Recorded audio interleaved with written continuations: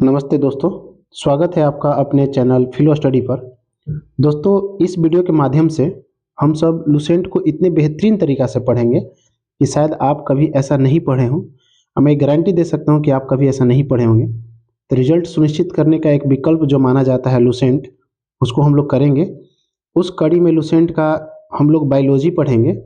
Biology ये Lucent book है, इसी को हम लोग बायोलॉजी पढ़ेंगे। और आप लोगों को पता है कि only one book for your result, आपके रिजल्ट के लिए एक बुक काफ़ी है जिसका नाम लुसेंट है। ठीक है, एक king of all competitive one day exam कहा जाता है। दोस्तों, एक बात हम आप लोगों को बता दें कि मैं मुखर्जी नगर दिल्ली में रहता हूँ। वहाँ पे भी लोग लुसेंट को पढ़ते हैं, वो भी छुपा छुपा के पढ़ते हैं, लेकिन पढ़ते सब लोग हैं। ठीक है, तो इसी कड़ी में दोस्तों हम लोग को पता है कि जीव विज्ञान में टोटल, अगर लुसेंट का देखिएगा, जीव विज्ञान 9 नंबर का टॉपिक है। उसके विषय सूची में जाइएगा, 9 नंबर में मिलेगा। उसमें टोटल आपको 1 से लेकर टोटल आपको 19 तक चैप्टर हैं। उसी चैप्टर में एक हम लोग पहला चैप्टर जो पढ़ेंगे वो हम लोग का चैप्टर रहेगा जीवधारियों का वर्गीकरण। ये हम लोग का टॉपिक रहेगा जीवधारियों का वर्गीकरण। तो आज हम लोग देखेंगे जीवधारियों का वर्गीकरण। ठीक है, तो इसके बाद कोशिका पढ़ेंगे और उसके बाद जैविक विकास पढ़ेंगे। रही बात पीडीएफ का, तो पीडीएफ बिल्कुल आपका है, आप पीडीएफ बिल्कुल ले सकते हैं। ठीक है, मैं बता दूंगा कहाँ से लेना है। तो आइए पहला टॉपिक पढ़ते हैं, जीवधारियों का वर्गीकरण। अगर दोस्तों अच्छा लगे तब जाके इस चैनल को आप सब्सक्राइब कीजिएगा, लाइक बटन दबा दीजिएगा, फिर से बेल आइकन का भी दबा दीजिए ताकि आपको इन्फॉर्मेशन जाता रहे। और नहीं पसंद है तो बाकी आपकी मर्जी। देखिए, हम लोग पढ़ेंगे कैसे, मेनली इस पे ध्यान देना है। जैसे जीव विज्ञान हुआ, इसको पढ़ेंगे कैसे। बहुत बोरिंग लगता है लुसेंट पढ़ने में, लेकिन इसको इतने रोचक और इतने आसान तरीका से हम लोग पढ़ेंगे जो आप सोच भी नहीं सकते। तो आइए पहले मैं तरीका बता दूं पढ़ने का। देखिए दोस्तों, ये जो इतना सारा लिखा हुआ है, इसको एकदम बिल्कुल हम लोग सिंपल नोट्स में कर देंगे। जैसे ये सब सारे की सारी चीज़ें जो लिखी हुई है, जैसे देखिए ये वाला पॉइंट पूरा लिखा हुआ है, इसको आखिर कैसे पढ़ना हो जो हमको आसान लगने लगे। तो ये सारी चीज़ों को पढ़ने का बहुत आसान तरीका हमने बना दिया है। और ये बहुत पहली बार आप पढ़िएगा ऐसा, मैं गारंटी दे सकता हूँ कि एकदम बिल्कुल पहली बार। जैसे ये वाला चैप्टर हम लोग को पढ़ना है, तो ऐसे तो पढ़ना तो सब है अभी फिलहाल, लेकिन ये वाला चैप्टर पढ़ना है जिसको हम लोग बहुत आसान तरीका से पढ़ेंगे। ठीक है, तो आइए पूरा संपूर्ण लुसेंट का सीरीज चलेगा, जो इस टाइप से पीडीएफ आपको प्रोवाइड करेंगे, इस टाइप से पीडीएफ। ठीक है, ये देखिए हम लोग पहला भी टॉपिक जो पढ़ रहे हैं वो हम लोग का बायोलॉजी रहेगा। Biology is life. आप पीडीएफ का टेंशन मत लीजिए, पीडीएफ बिल्कुल आपको मिल जाएगा। एकदम लाइन बाय लाइन हम लोग पढ़ेंगे, ध्यान रखिएगा, लाइन बाय लाइन पॉइंट बना के पढ़ेंगे। तो आइए स्टार्ट करते हैं। देखिए इस टाइप से हम लोग बनाए हैं, और ये तो बनाए ही हैं। जैसे इसको फिगर बाई भी दिखाया जाएगा, जैसे ये फिगर से दिखाया जाएगा कि भाई हार्ट का आप स्टडी कीजिएगा तो कार्डियोलॉजी होगा, कोशिका का साइटोलॉजी होगा, इस टाइप से डेंड्रोलॉजी, इकिथियोलॉजी, ये सब सारी चीज़ें हम लोग एकदम बिल्कुल एलुसेंट का है, ध्यान रखिएगा। बस ये मेरी मेहनत है जो एक्स्ट्रा है। एरिस्टोटल ने क्या कहा था, फादर ऑफ बायोलॉजी एरिस्टोटल को कहा जाता है, इसको पढ़ेंगे। तो बाकी सब कुछ देखेंगे, तो फिगर से भी देखेंगे और बाकी थ्योरी जो हम पॉइंट बाई पॉइंट बनाए उसको भी देखेंगे। यकीन मानिए, शायद मुझे लगता है पहली बार ही पढ़े हैं और पहली बार पढ़िएगा ऐसा। चलिए, एलुसेंट मेरा अनुभव मानिए तो मुझे बहुत सारे एग्जाम निकालने का मतलब एक्सपीरियंस है। ठीक है, तो उस एक्सपीरियंस में मैं आप लोगों को बता सकता हूँ कि Lucent is the best book for competitive examination. तो आइए स्टार्ट करते हैं, लेट्स स्टार्ट। देखिए, जीव विज्ञान की बात करेंगे तो जीवधारियों का अध्ययन हम जीव विज्ञान से जानते हैं। जीवधारियों का अध्ययन मतलब उसको हम कहेंगे जीव विज्ञान। बायोलॉजी 2 शब्द से बना हुआ है, एक बायो जिसको मतलब जीवन होता है, एक लोगस जिसका मतलब टू स्टडी यानी अध्ययन करना, यानी जीवन का अध्ययन ही हमारा बायोलॉजी है। राइट, चलिए ये सब छोटी छोटी पॉइंट देखिए, जो आप उतना बड़ा पॉइंट देखिए इस टाइप से हम बना के आपको देंगे, एकदम बिल्कुल बहुत मजा आएगा। अगर बायोलॉजी शब्द कहेंगे तो 2 व्यक्ति ने इसको निकाला, एक लैमार्क जो फ्रांस के थे, एक ट्रेविरेनस थे जो जर्मनी के थे। 1801 ईस्वी में ये दोनों व्यक्ति ने सर्वप्रथम जीव विज्ञान शब्द को बोला था। ठीक है, तो कौन कौन व्यक्ति हुए, तो भाई एक लैमार्क हुआ और एक ट्रेविरेनस हुए। ठीक है, ऐसी बायोलॉजी की बात करेंगे तो बायोलॉजी की कुछ शाखाएं हैं, जिसमें से ये सब शाखा है। कल्चर का मतलब पालन होता है, ध्यान रखिए, कल्चर जहाँ भी शब्द आएगा उसका मतलब पालन होता है, जबकि लॉजी जहाँ आएगा उसका मतलब अध्ययन होता है। उसका मतलब क्या होता है, अध्ययन, याद रखिएगा। ठीक है, तो देखिए एपी कल्चर, एपी एपी का मतलब मधुमक्खी, एपी कल्चर मतलब मधुमक्खी, सेरी कल्चर मतलब रेशम, सेरी सेरी का मतलब रेशम, र इसमें भी आ रहा है, इसमें रेशम। पीसी कल्चर, पीस मछली खाओ और शांत रहो, ठीक है, पीसी कल्चर मत्स्य पालन। तो ये 3 कल्चर थे, एपी कल्चर मधुमक्खी, और सेरी कल्चर र है तो रेशम, रेशम कीट, कीट रेशम, ठीक है। पीसी कल्चर मतलब शांत रहो मछली खाकर, तो एप कल्चर वाले हो गए, ठीक है। माइकोलॉजी, माइकोलॉजी मतलब कवक, कवक का मतलब ये होता है, जैसे आपको पता है फंगस उसको कहते हैं, जैसे मशरूम होता है कवक में ही आता है, ठीक है। फाइकोलॉजी शैवाल, शैवाल का मतलब क्या होता है, जो पानी के, जहाँ पानी का साधन रहता है वहाँ पर ये लगभग शैवाल लग जाते हैं, रंग बिरंगे होते हैं, ठीक है, एल्गी कहा जाता है। एंथोलॉजी का मतलब होता है पुष्प, फल, फूल, पुष्प का मतलब फूल। पोमोलॉजी का मतलब होता है फलों का अध्ययन। ऑर्नियोलॉजी मतलब पक्षियों का अध्ययन, ऑर्निथोलॉजी। इक्थियोलॉजी मतलब मछली का अध्ययन। एंटोमोलॉजी मतलब कीटों का अध्ययन। डेंड्रोलॉजी मतलब वृक्ष का अध्ययन, वृक्ष और झाड़ियों का अध्ययन। ओफियोलॉजी मतलब सांप का अध्ययन, सर्पों का अध्ययन। सोरोलॉजी मतलब छिपकली का अध्ययन, ठीक है। सिल्वीकल्चर मतलब कास्टिक पेड़। हार्टिकल्चर मतलब उद्यान का पालन, और फ्लोरिकल्चर का मतलब फूलों की खेती। उद्यान है इसको कह सकते हैं बागवानी, ठीक है, बागवानी भी इसको कह सकते हैं, इसका अगर पालन हो तो उसको कहते हैं हॉर्टिकल्चर। देखिए इसको याद करने की थोड़ी सी तरीका हम लोग थोड़ा सा और एक बार जिक्र कर लेते हैं। एपी, एपी का मतलब एप मधुमक्खी, एप मधुमक्खी, ठीक है। सेरिकल्चर मतलब र है तो रेशम, रेशम कीट। पीस मतलब मछली खाइए और शांति पाइए। माइकोलॉजी, मशरूम से माइकोलॉजी याद रखिएगा, कवक, माइकोलॉजी।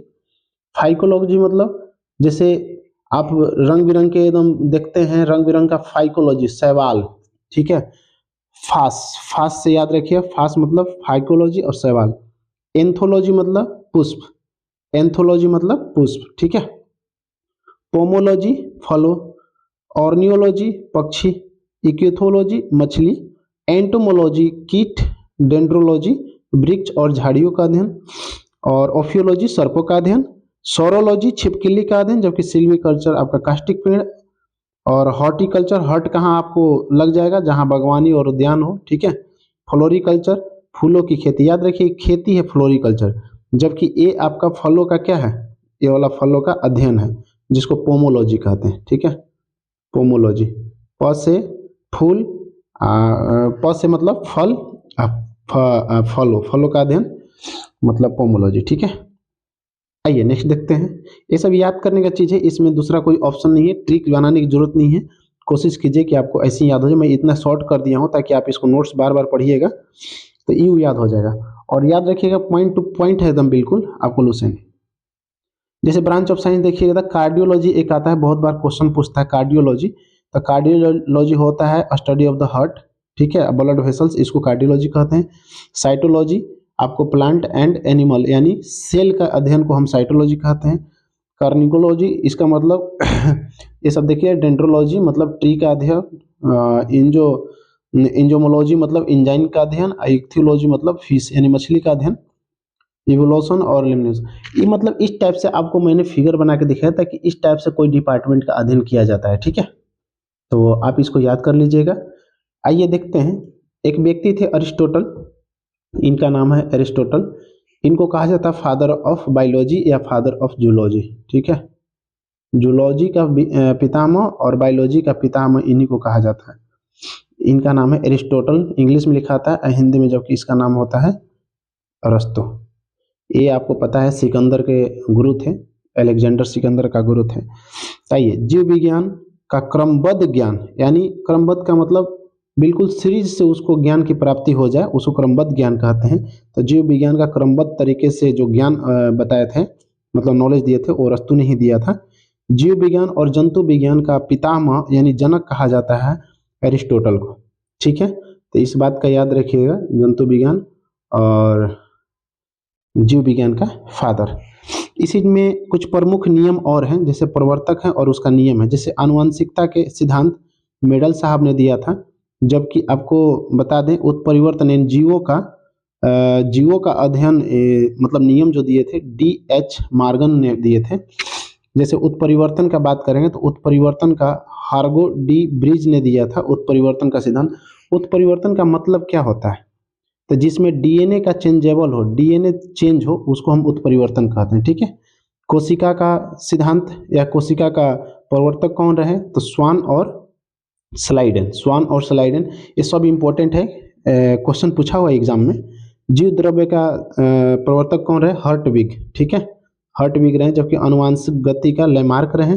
प्राकृतिक बोरण, वेरी वेरी इंपॉर्टेंट, प्राकृतिक बोरण का थे डार्विन साहब, डार्विन साहब थे। जबकि द्विनाम पद्धति लिनियस थे, द्विनाम पद्धति का कौन थे, लिनियस। ये बहुत इंपॉर्टेंट है।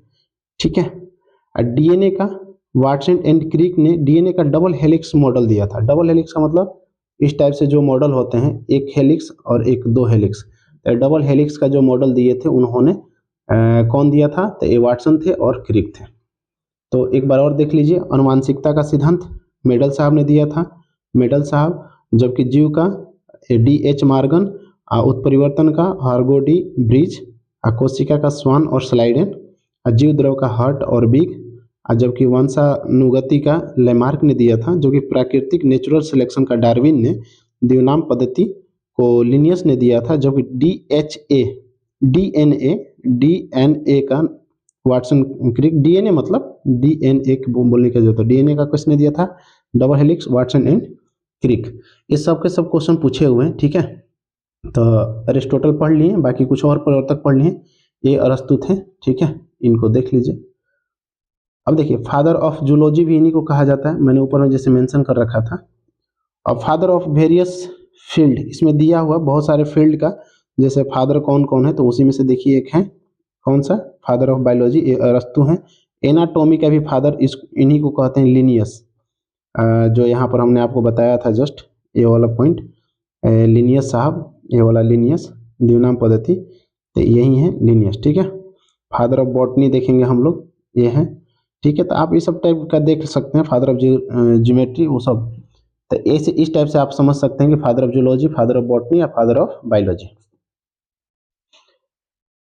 देखिए, तो जो पहला चैप्टर हम लोग का था, पहला चैप्टर यहाँ हमने आपको बता रखा था कि ये पहला चैप्टर है, ये वाला जीवधारियों का वर्गीकरण। तो यहाँ से ये चालू हो जाएगा फर्स्ट चैप्टर, जीवधारियों का वर्गीकरण। ठीक है, तो आइए जीवधारियों का वर्गीकरण में हम लोग देखते हैं कि क्या है। तो देखिए, जीवधारियों का वर्गीकरण अगर हम कहें बात, तो इसका मतलब क्या होता है कि जो जो जीवन है तो उसको कौन कौन से वर्ग में डिवाइड किए हुए हैं। तो मेनली पहले अरिस्टोटल, अरस्तु साहब ने इसको दो भागों में डिवाइड किया। एक को जंतु समूह कहा, एक को वनस्पति समूह कहा। जंतु का मतलब जैसे मानव, जानवर, वनस्पति का मतलब पेड़ पौधे। इसमें दो भागों में डिवाइड किए, किन्होंने, अरिस्टोटल साहब ने। जबकि बात करेंगे लिनियस ने भी इसको डिवाइड किया था, उन्होंने भी इसको दो समूह में ही डिवाइड किया। उनका एक पुस्तक था सिस्टीमा नेचर, इसी में इन्होंने जीवधारियों को दो भागों में डिवाइड किया। उस दो भागों में इन्होंने भी पादप जगत एक किया, एक जंतु जगत। पादप जगत का मतलब प्लांट किंगडम और जंतु का मतलब एनिमल किंगडम। ठीक है, ये प्लांट किंगडम हुआ, एक एनिमल किंगडम। बात करेंगे, इसलिए लिनियस साहब को कहा जाता है आधुनिक वर्गीकरण का पिता, यानी फादर ऑफ मॉडर्न टैक्सोनॉमी को कहा जाता है, तो वो है लिनियस। वो कौन है, लिनियस। ठीक है, तो आप याद रखिएगा, फादर ऑफ मॉडर्न टैक्सोनॉमी किसको कहा जाता है, तो वो लिनियस साहब को कहा जाता है। आप इस बात को ध्यान रखिएगा। चलिए, एक लिनियस साहब ने दो भागों में डिवाइड किया था, जबकि एक व्यक्ति थे व्हिटकर, इनका नाम क्या था, व्हिटकर। इन्होंने 5 जगत दिया था, इन्होंने 5 जगत दिए थे। मतलब कौन कौन से जगत, इन्होंने कहा था, एक मोनेरा होता है, एक प्रोटिस्टा होता है, एक पादप होता है, एक कवक होता है, एक जंतु होता है। तो इन्होंने 5 भागों में दिया था, मोनेरा, प्रोटिस्टा, पादप, कवक और जंतु।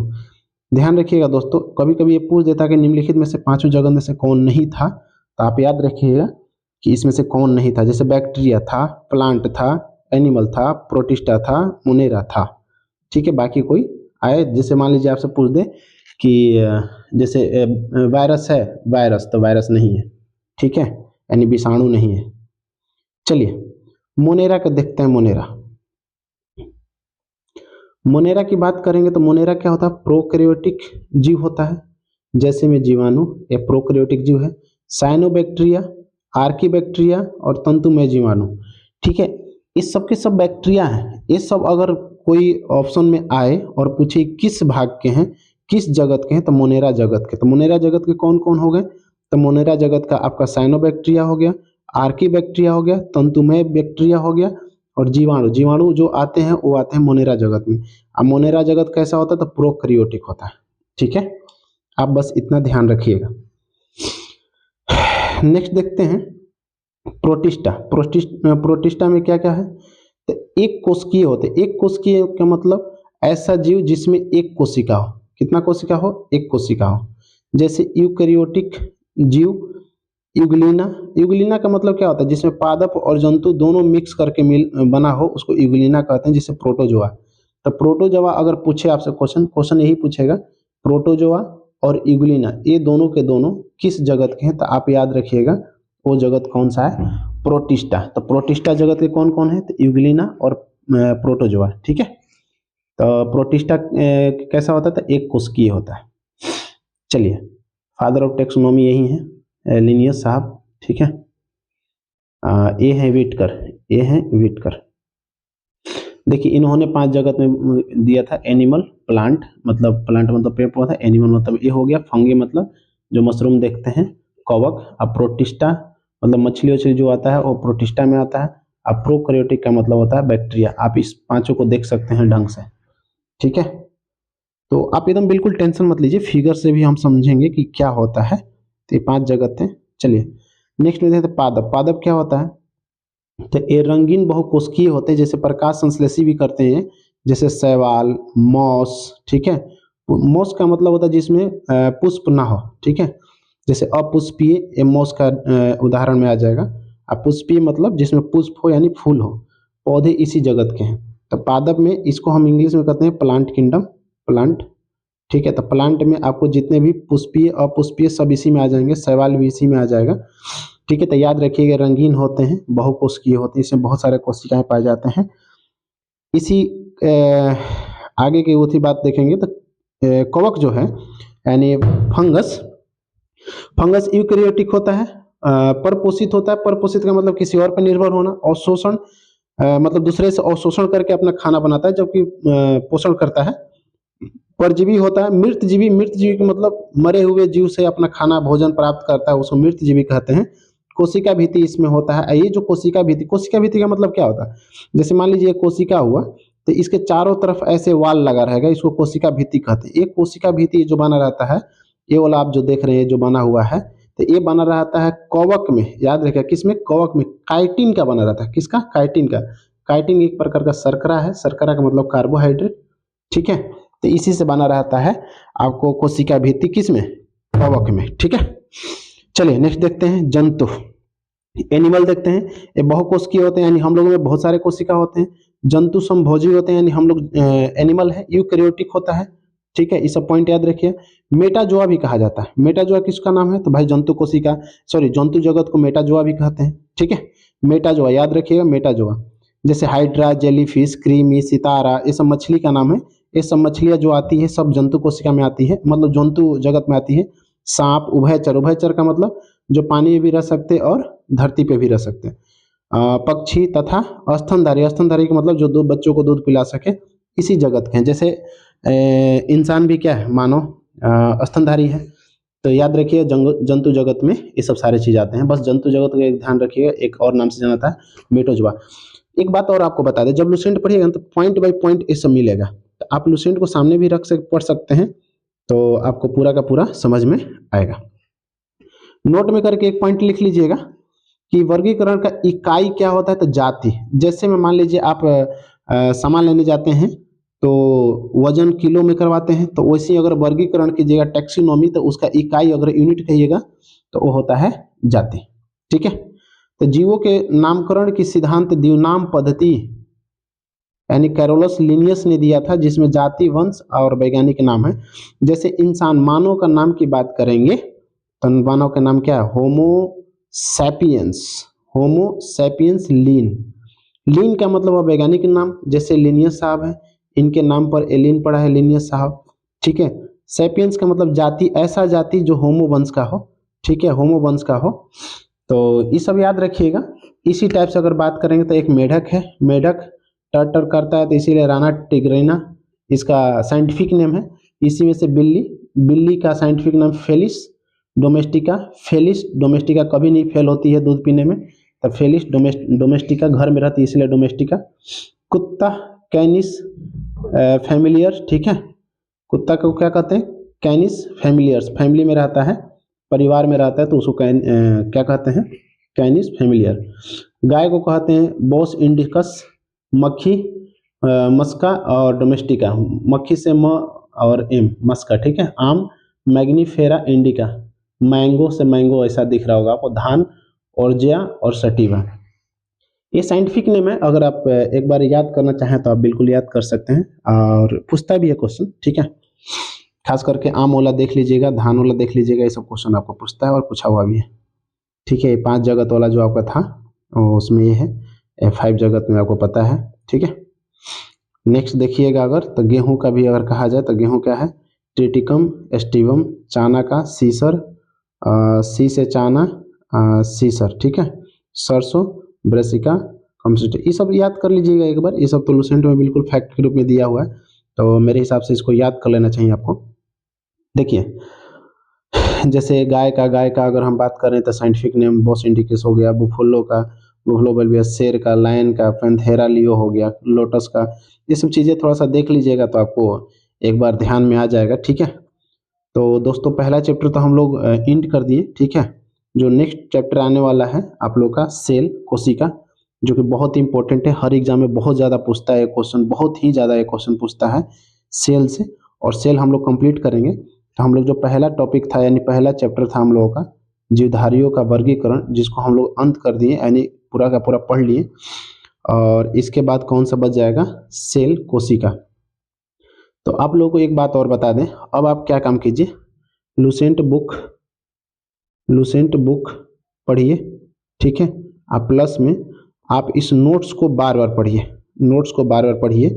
मैं यही कहना चाहूँगा कि देखिए मेरा बहुत सारा एग्जाम निकालने का अनुभव रहा है, तो उस अनुभव में से मैं आपको सिंपल सी एक बात बताऊँगा कि दोस्तों जब एग्जाम होती है तो पूरे के पूरे बुक लेकर तो नहीं बैठेंगे, एकदम बिल्कुल नहीं बैठेंगे। तो क्या करते हैं, जो शॉर्ट नोट है, ये वाला जो छोटा नोट्स देखें आप, ये सब के सब नोट्स आपके लिए बहुत काम आएंगे।